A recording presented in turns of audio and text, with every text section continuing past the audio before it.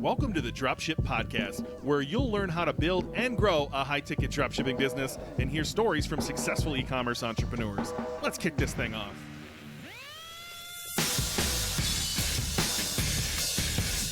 Hey, welcome to the Dropship Podcast, and we want to talk about SEO today. I think I get asked a lot of questions about this, and at the event, at our live event, I was able to go a little more in depth, and I think people found that valuable. So if we can go a little deeper today and get people some little tips that go a long way on Shopify for SEO, specifically for product pages, I think people are going to instantly see better rankings and maybe start falling in love with SEO the way you and I have. Yeah, and so what I like about what we're going to do today is there's a lot of people who listen to the podcast who might not be in our course yet. I mean, all of this stuff is in our course in one way or another, but who are setting up websites. And what we're going to talk about today are things that you can do when you're actually, putting products on your website before you even go live that are kind of going to set the foundation for a good SEO, right? I mean, if you don't do this stuff, you're always going to struggle a bit with SEO. And we teach high-ticket dropshipping, but this applies universally. Whatever Absolutely. You're selling, if you are selling on Shopify, this is paramount for you to rank it all. So the way I described it at our live event was you have to get your foundation right. So like the idea that you're going to rank a product page it's unlikely. Like you may rank some product pages. I have ranked some product pages. I'm sure you have as well. But you're likely going to have hundreds of products, and you're probably only going to rank a few of those, right? And sometimes it's for like a long tail keyword people throw on the end of their title, right, rather than for the product itself. That we're reselling products, and so you are likely never going to outrank the manufacturer for these products. Yeah, like you just won't. And if that manufacturer also sells on a large marketplace such as Lowe's or Home Depot or Amazon, you're going to have a hard time outranking that one as well. So then, if that's the case, and I 100% agree, if that's the case, we're talking about building a foundation.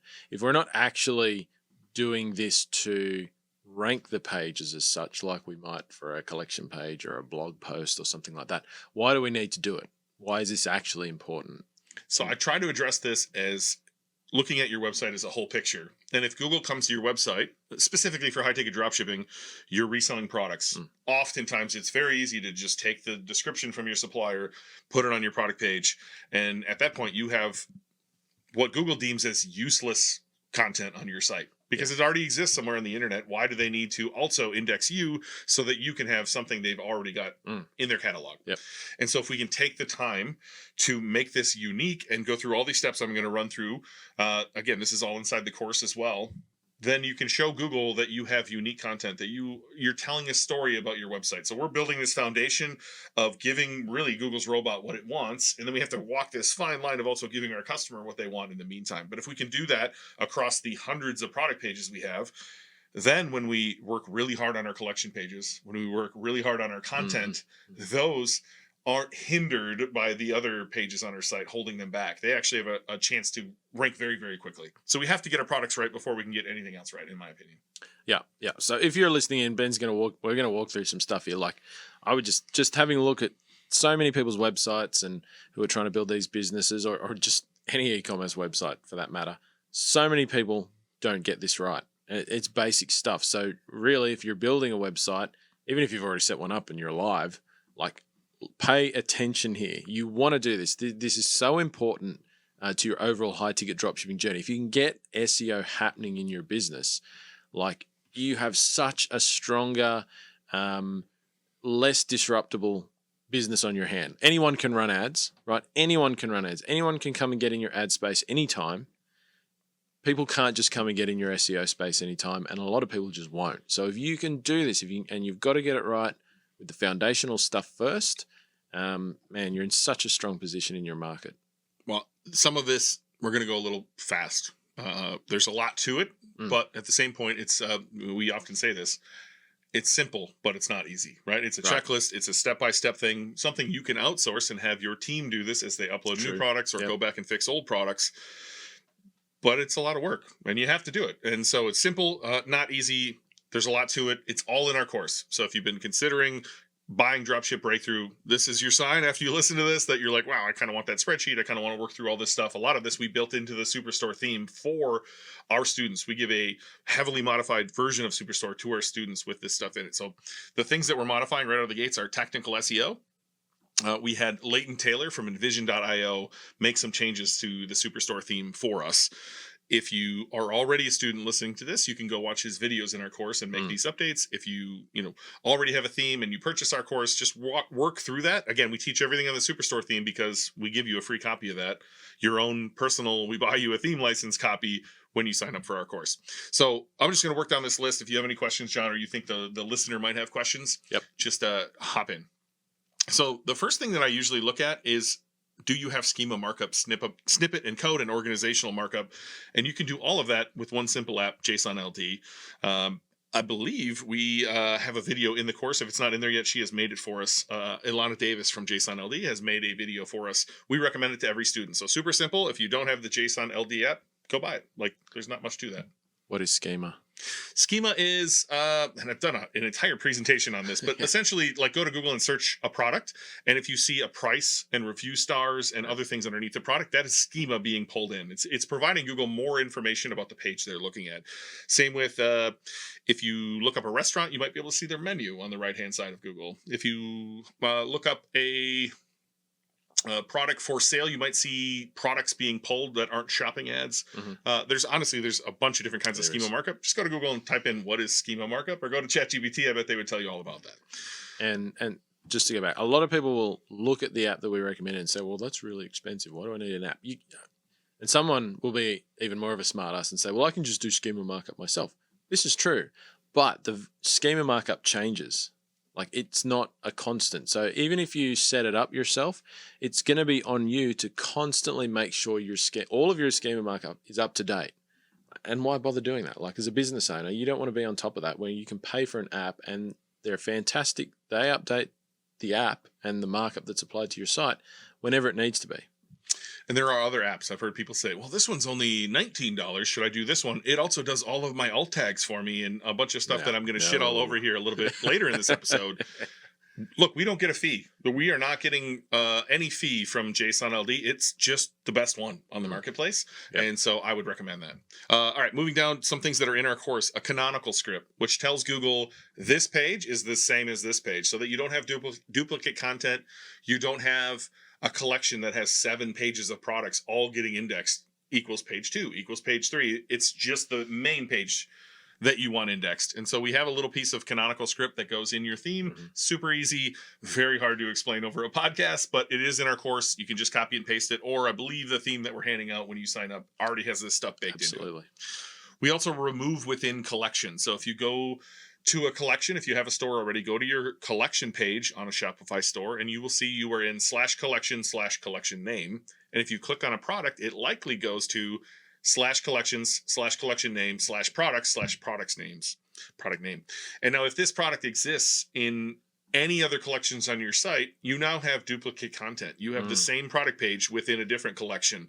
And so our goal is to just remove the within collection so that no matter where you click a product, when you get there, it just goes to /product/product name. Yeah, and so why that's important if you're somebody who's just starting out and you're not quite up to, you're just catching up on the SEO stuff right now, you might be thinking, well, that's just the same page. But Google considers a page to be unique if it's got a unique URL, right? So even though you know it's the same page on your site, if Shopify, and Shopify just does this by default, have 3 URLs created for the same page, in Google's eyes, those are all unique pages, even though they're actually exactly the same page. And so, as Ben said, you've then got 2 duplicates of the original page, and this is bad for your SEO. And so removing that messes with your breadcrumbs. So it'll take the product and it'll list the breadcrumb in alphabetical order, the earliest one. So if you have a all products or a bestsellers collection, it's just going to show that as your breadcrumb. So to work around that, we had latent code into the theme how you could choose the breadcrumb you want on your product page if you use breadcrumbs. So that's built into the course as well. Do you want to use breadcrumbs? Because most Shopify themes will allow you to turn those off. I'm assuming you would usually use them. I don't know. I love saying I don't know in SEO because it's so much of it depends. go watch Clarity. Like, it's not on this checklist, but clarity.microsoft.com, put that little pixel on your site and watch people. Are they clicking it?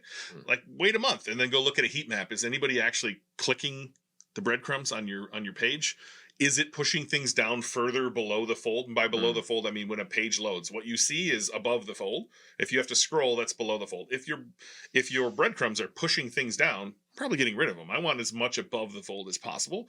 And thanks to Leighton coding something into Superstore for us, I can already have the vendor name, which is what I really want. I want the product to link back to the brand collection. So that kind of building a cluster here. Yep. Natively on Superstore, that goes to collections / all vendor equals and then brand name. Leighton has coded in a way for us, for our students, for you to make that go back to the brand collection. And so I don't think anyone's using breadcrumb. I want that backlink, so we've already got it one other place. I'm probably getting rid of them. But maybe you have an audience that uses them. I don't love them, if I'm honest. I don't see the point in them. Okay, cool. You can hit the back button, right? Yeah, or you can swipe if you're on a phone. So the next thing on my list is YouTube code.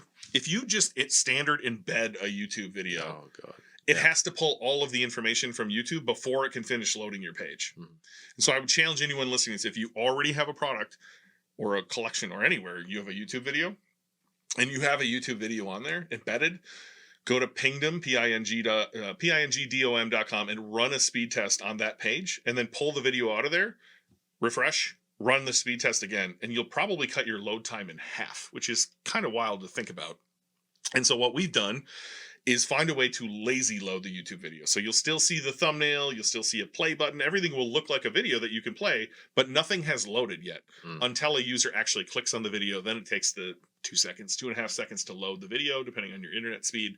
And so thus we have a much faster website in Google's eyes. And so to me, my only goal with all of the little hacks that I do for YouTube and things like this is to make myself have the fastest website possible. I use my own website as an example at the event, and I just clicked homepage, product page, collection page, blog post, homepage, and just like everything loaded like this.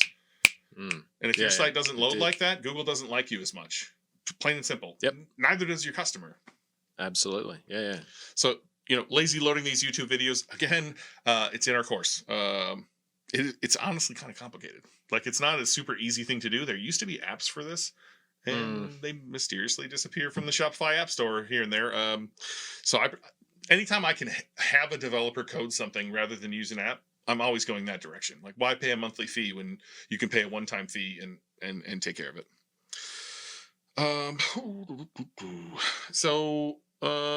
Regarding more on the technical SEO, one of the things we do, Google's asking for a human readable sitemap.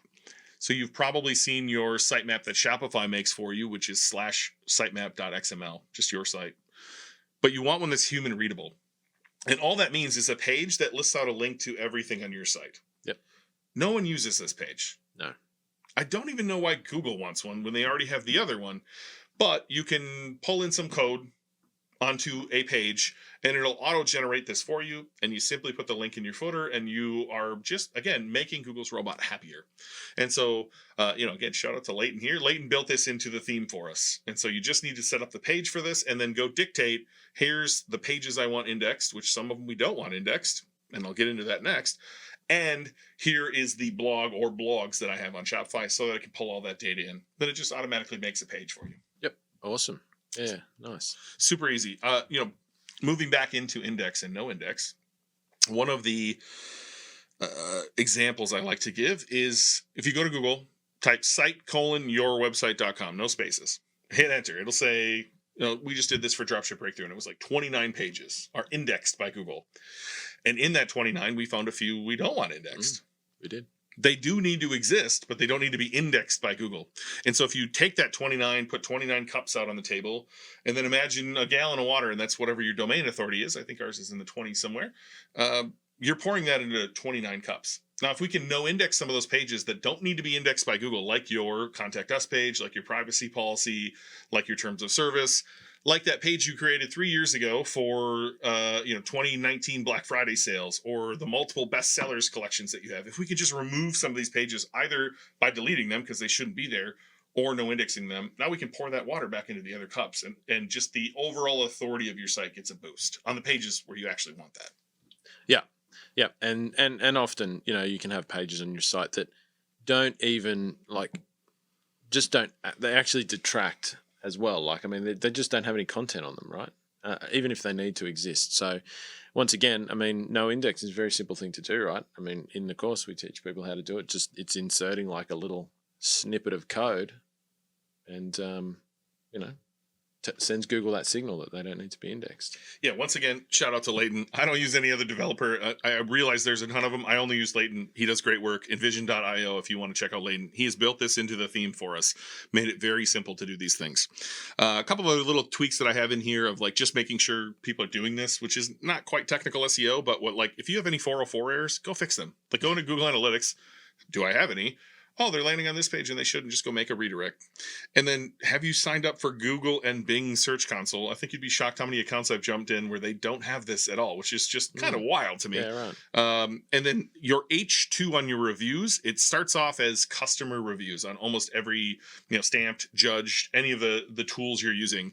You can add a little piece of code to make that pull your title. So if you've done keyword research, which is the next part of this little talk we're doing, you'll likely find that your product name, one of the supporting keywords you found in Keywords Everywhere, if you're using that tool, which you should be, or at the bottom of the search results, is product name reviews. And so we can have a real quick, easy win by changing our header on Judge Me or Stamp.io to product name reviews instead of customer reviews. So super easy win. And that's just, some of the things I look for really quickly on a client site when we get started. Awesome. The next thing I want to talk about is something that I seem to have to iterate a lot. So if you want to help me explain this, I will. One keyword, one page. And so when I say one keyword, one page, I don't actually mean one keyword. And I often reference my glucosamine for cats product, that if you search glucosamine for cats, cat glucosamine is another keyword, but they're the same in Google's eyes.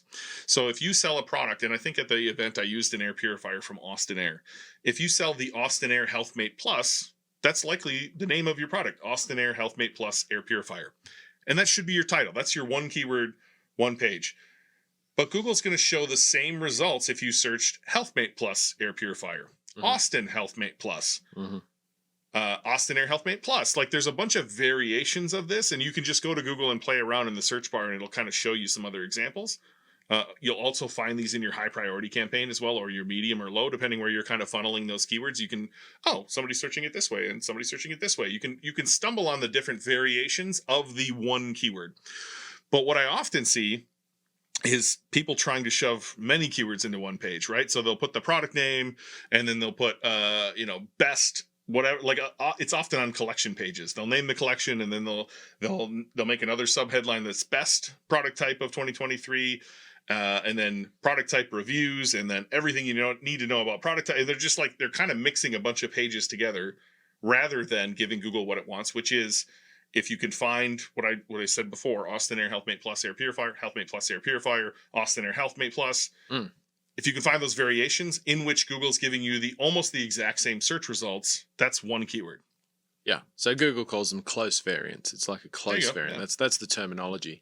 I just want to mention the other mistake I see people make, and I'm sure you've seen make plenty of times. They put the product title on as the title of the page, and then they'll try and also rank that. Like if we use the Austin Air HealthMate Plus, which is an air purifier, they'll think that they're going to rank that product page, or they'll try to rank it for air purifiers. And that's just not going to happen with a product page. Yes, you've got to have those words on your page, but that's not what you're trying to rank a product page for. That's virtually impossible. Simply because on that site, you've probably got 50 air purifiers. Which air purifier page would you be ranking above all of the others? You can't send Google that message. And that's not what Google's looking for anyway. Yeah, that's the key point on the end there, right? Intent. And so I'll often see other people selling them where they'll put, Austin Air HealthMate Plus air purifier for large rooms. Yep. Again, that's two different keywords, right? You want this page to be for the HealthMate Plus. And again, you're likely never going to rank it. You might be in the top 10, but if you're not position 1, 2, or 3, you're really not getting any clicks. And so can we just get this right for HealthMate Plus so that Google knows this page is all about HealthMate Plus? And I'm going to show you some ways to do that in this checklist. and then worry about air purifiers for large rooms later as a collection page, because that's what Google wants when you go search that term. They don't want a product. Well, they want a collection page. And the customer doesn't want a product page either. Like the customer, if they're searching air purifiers for large rooms or any such search term, they haven't decided on an individual product yet.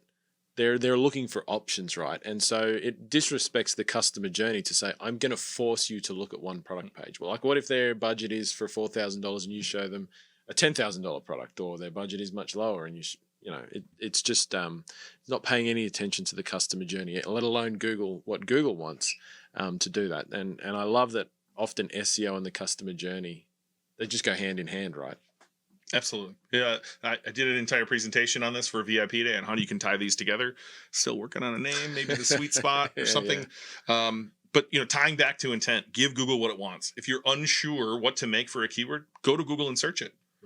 And Google will likely say, if 7 of the 10 results are collection pages, you should give it a collection page. Right. If 7 of the 10 results for that keyword are listicles, like best keyword, you should give them a listicle. And so I think there's some advice in the SEO world that you should just make the longest piece of content ever, right? So air purifiers would be a good example. If you go to Google and search air purifiers, I'm going to guess they want collection pages or they want a listicle. And I've seen advice in the space where they're like, you should make everything you need to know about air purifiers and then hit every fucking keyword on the planet. What is an air purifier? How do air purifiers work? And build a 5,000 keyword rich article that makes no sense to the customer. Like it's nonsense. And then go buy 400 links to it and then be like, look, I ranked it, right? You will rank if you go get 400 links to a page, but there's an easier way to do this. And that's just give Google what it wants. So I want to work through this checklist, right? So you've got the technical SEO from our course. You've got the one keyword, one page. Here's how I do a checklist for every product page. So this is in the course, a variation of this. Mm-hmm. I shared a different variation of it on VIP Day, and I think it's only going to get better as time goes on. But if you can, notate this. If you're listening to this, maybe pull over first before you write this stuff down, or work back here and write these things down. And if you can make a checklist out of this, which is what this is, you can have your VA do this and go back and fix all the things. Right. So I'm going to go through it rather quickly, John. If there's something in there where you want to double tap on it, let me know. The first thing is like images. And so oftentimes, and we saw it on some previous episodes that we recorded in this studio, people don't have 1x1 images. So I used to make them all 600 by 600 for Google, but I don't think it matters. Just make them 1x1 aspect ratio. Yep. So it could be $2,000 by $2,000, $3,000, whatever. Just make it 1x1. The big thing that I see no one seems to be doing is renaming their file names. Yep.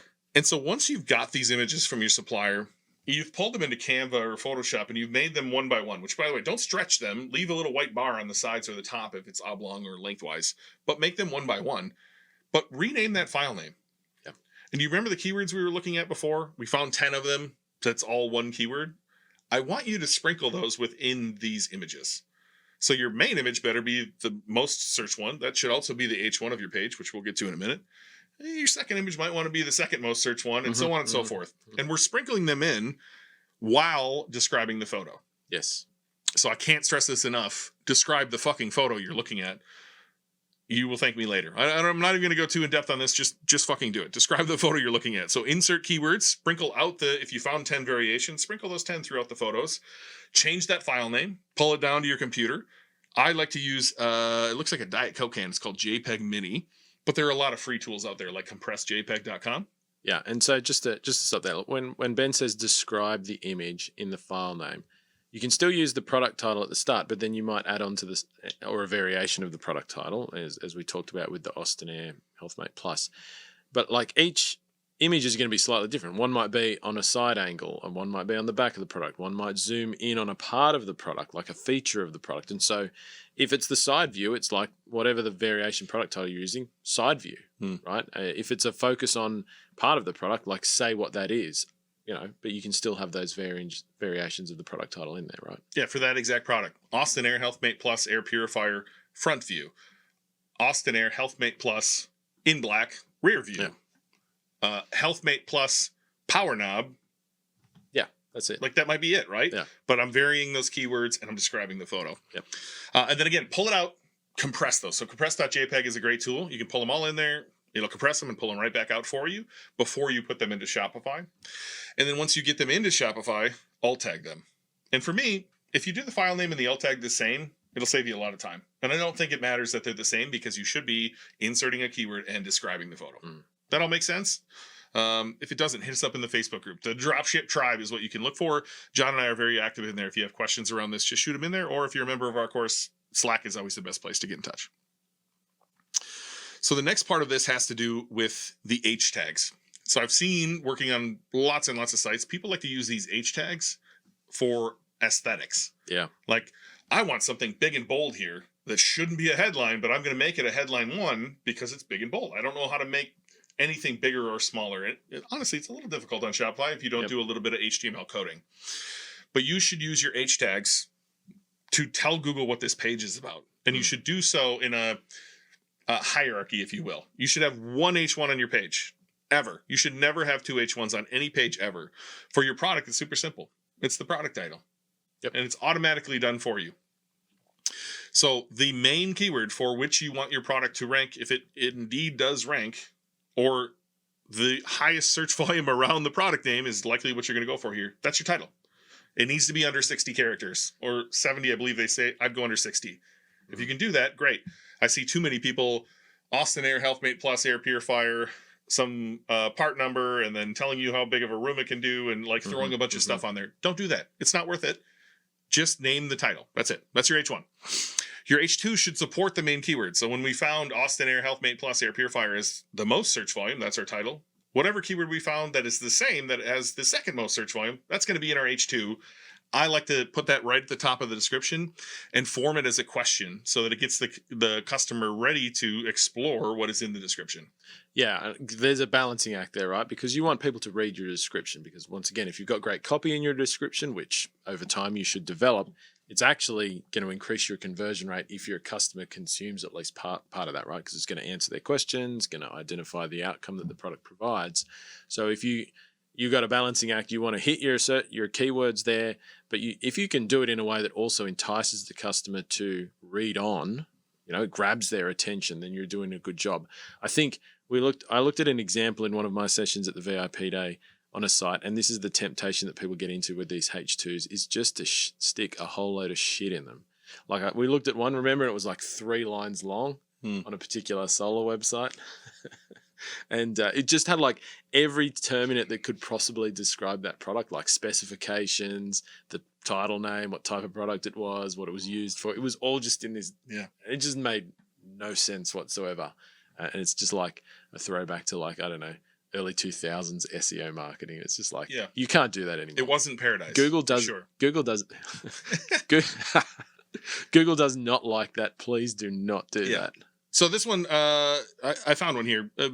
Small example, right? Like it talks about what the things the air purifier could eliminate: formaldehyde, gases, VOCs, ? Let the Healthmate Plus air purifier eliminate these and more, right? That's a easy way to hit the keyword. I would encourage you to even be more enticing if you can and draw somebody in. And as we work through these H tags, they should tell a story.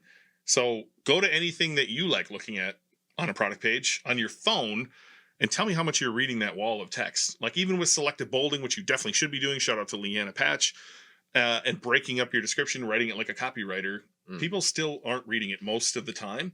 And so if the customer can get the idea of the product through your headlines, which is going to come from you sprinkling those keywords in, but telling a story, that is what I'm aiming for here.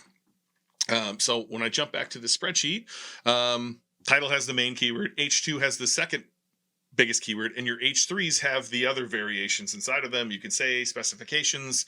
I would encourage you to, like, if you're talking air purifier and the keyword's going to be just Austin Healthmate Plus, I would say, like, never smell smoke again with an Austin Healthmate Plus, right? Yeah. Rather than like Austin Healthmate Plus specifications, and then the first one is eliminate smoke with a bullet point, right? Like, actually tell them a story with your headlines. Absolutely. Yep.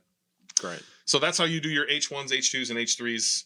If you need to break something down inside of an H3, use H4s. Or if you want to go even further, use H4s. I only use one H1, one H2, and multiple H3s typically on a product page, but just stay in a hierarchy, if you will. Again, if it's like a section of a page, use an H3.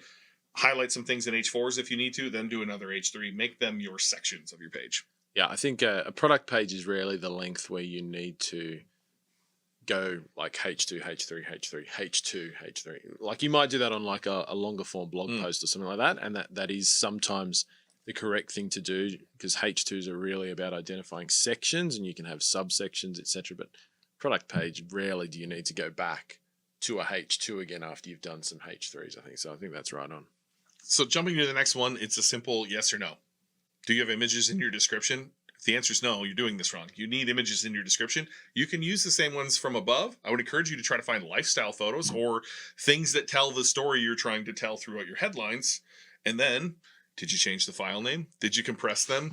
Did you add the alt tag? Same thing we did for the images above, you should do for the images below.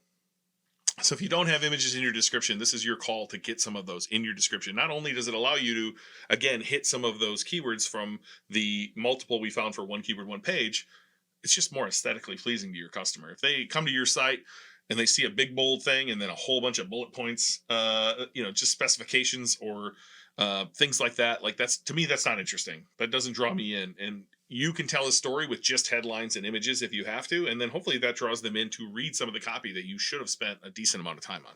Yeah, and remember with your images, if you're putting them in the description field, think of mobile. It's very easy because you're going to build your site and you're going to set these products up when you're on the Shopify editor. You're going to be on your desktop. You'll probably test what it looks like. You'll be on your desktop.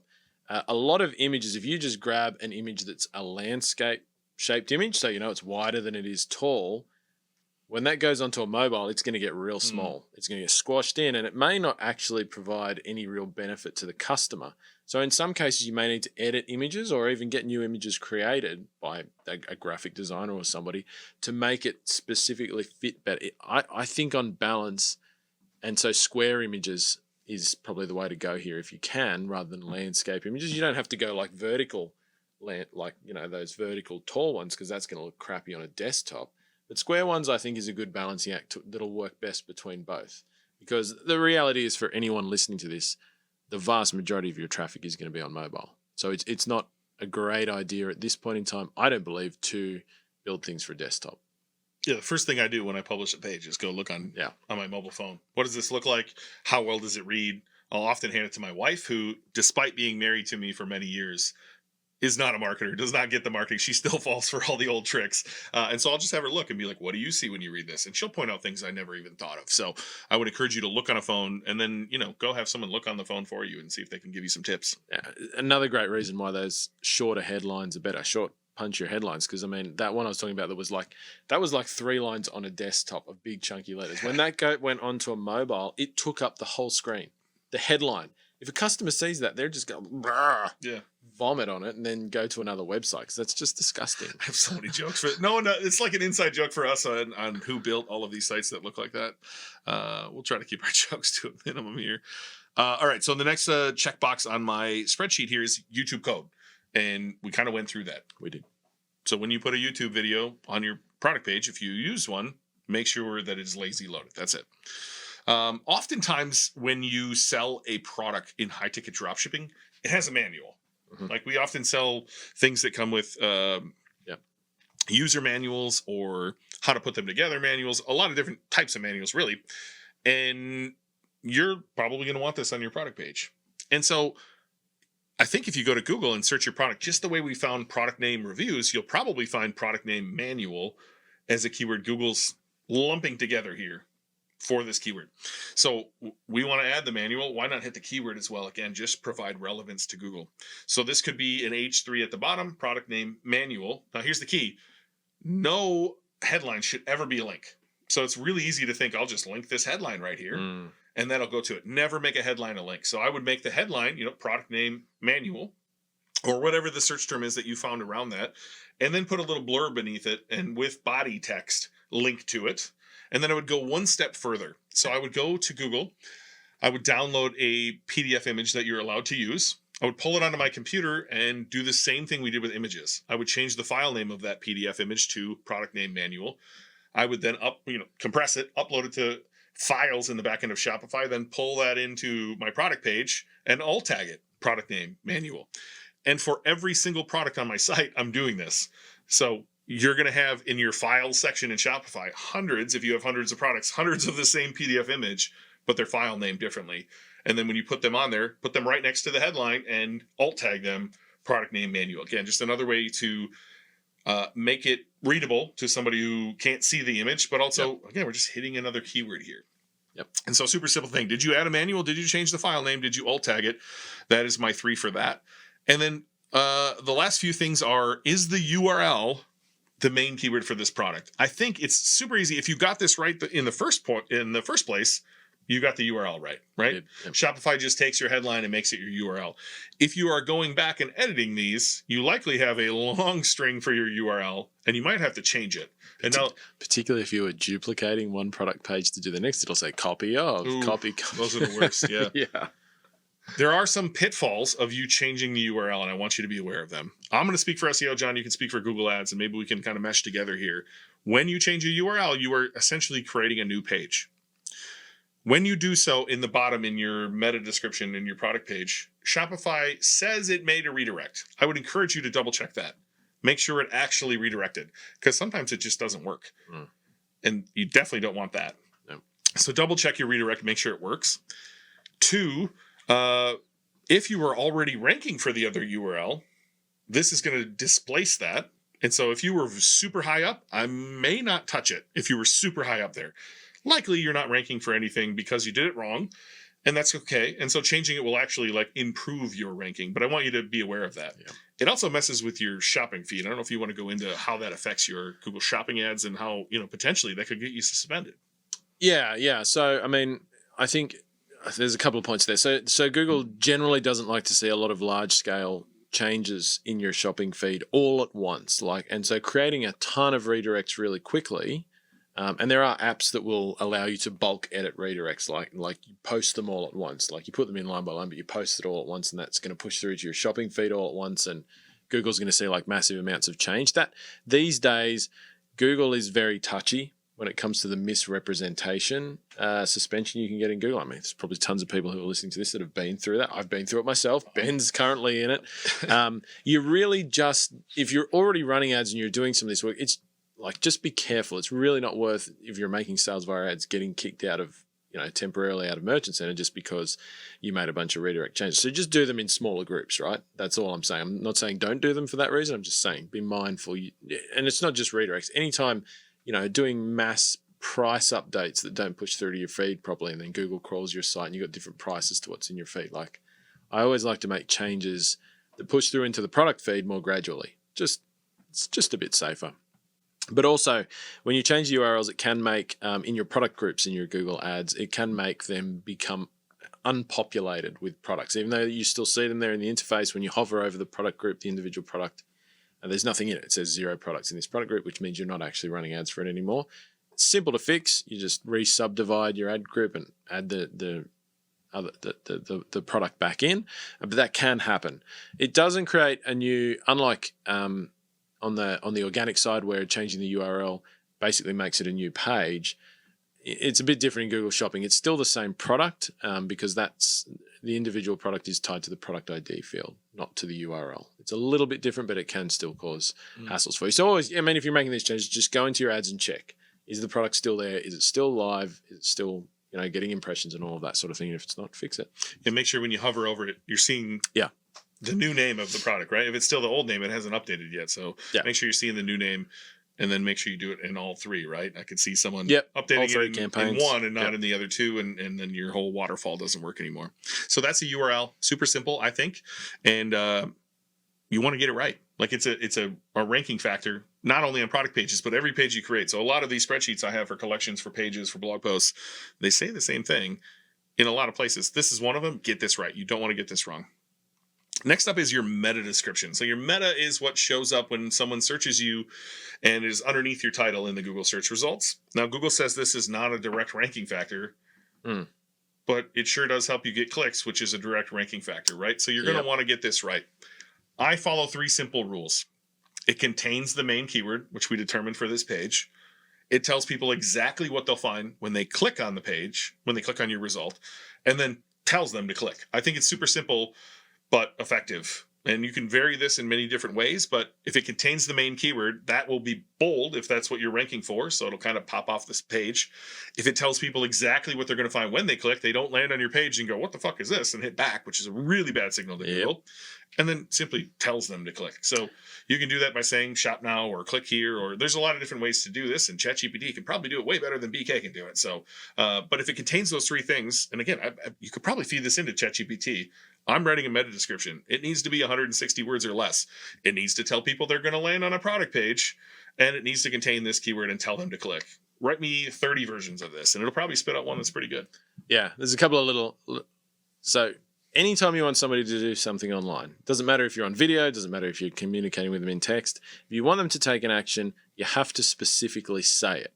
That's why your add to cart button says add to cart or buy now or something. Like, you're telling somebody that's what you want them to do. It's different to what you might do if you were talking to somebody face to face, but you really need to do it. The second thing I like to do with meta descriptions and sometimes meta titles, and there's ways that you can do this so that you're still including the keyword in them, is, and I do this with search text. This is where I learned it from doing search text ads. You want search text ads that get like a massive click-through rate, put a negative preposition in them. So don't do this until you've looked at this. Gets clicks like crazy. So like if it was air purifier, I'd be like, don't buy an air purifier until you've checked out the Austin Air, blah, blah, blah, blah, blah. It'll get clicks like crazy. I would encourage you to vary it. So and yes, too many people use the same one. Shop blank at blank for blank reason, and they just insert product name, right? Don't duplicate that. Otherwise, and Google still may do this anyway, they'll just rewrite it for you. And they'll pull some random chunk out of your description that doesn't make any sense. So take some time on this and know that Google still might just bend you over and say, I'm going to put whatever I feel like putting here. But I would do the right thing. I would write 160 characters that contains all that. And I'd write 160 more in case they decide randomly to show the 320, which they still do occasionally on Google, more so on Bing from what I've seen. Yeah, absolutely.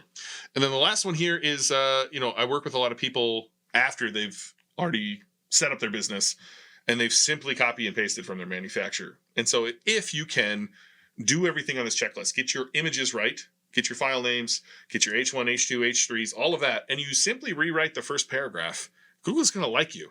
I would encourage you to take the time to rewrite your entire description if you can. But if you can just rewrite the first paragraph and get your headlines and all that ancillary stuff done, you're way ahead of your competition.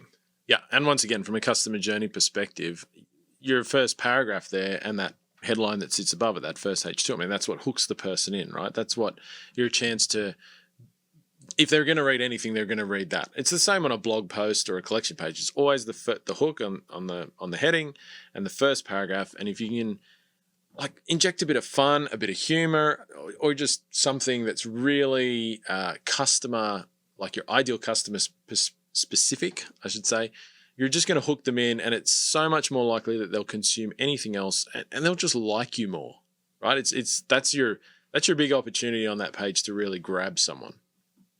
Look, and so, wrapping this up, you're going to want to make sure that you get your technical SEO done. Again, that's inside of our course at dropshipbreakthru.com/join. If you want to check that out, you're going to want one keyword, one page, and then you're going to want to go through this on-page checklist, which is inside of Dropship Breakthru. Work through all of the things that we talked about here. If you're not inside Dropship Breakthru and you want to be, head to dropshipbreakthru.com/join. If you want to just listen back to this and write it down, I encourage you to do this. Get this right, and then come back and say, damn, BK, you were right. I'm ranking like crazy now. Thanks for listening to the Dropship Podcast. You can find all the show notes for this episode at dropshippodcast.com. And if you're ready to take the next step in your dropshipping journey, we invite you to join us inside Dropship Breakthru, where John and I will walk you through step by step in starting your own high-ticket dropshipping e-commerce business. But that's not all. Dropship Breakthru will also teach you everything you'll need to know to grow your business and take it to the next level. So head over to dropshipbreakthru.com and sign up for our free training that will help you take the first steps towards building and growing your own profitable high-ticket dropshipping business.